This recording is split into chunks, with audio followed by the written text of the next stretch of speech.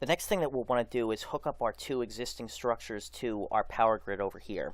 I mentioned previously that virtually all equipment in Outer Colony requires energy to run, and unless the equipment or structures are hooked up to our energy grid here, they're not going to be able to do the sorts of things that they should be able to do. For example, lights, data net terminals, computers that you place inside of rooms aren't going to work unless those rooms are in structures that are hooked up to power. The way that we're going to connect our machinery grid and power sources over here to our structures is going to be to use Freeform Construction to build power lines.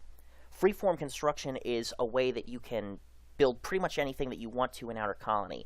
It's not like prefabricated structures where they are of a specific form and you just deploy them.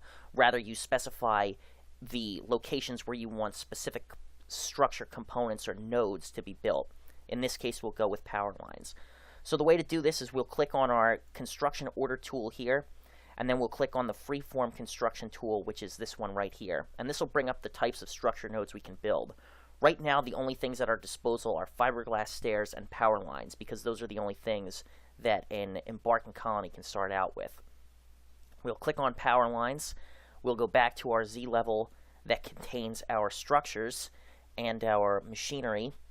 And then with this tool selected, we will click and drag on the tiles where we want these power lines to be built. So we'll go from our power grid here to this structure, and then we'll draw another line that'll take the power lines from there over to here.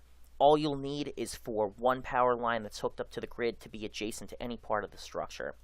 When we unpause this, all our colonists will set about their work here, and they'll build the power lines. Now our two structures are hooked up to the grid. So as we start deploying lamps and computers and other sorts of things that require power in these buildings, they'll be able to run.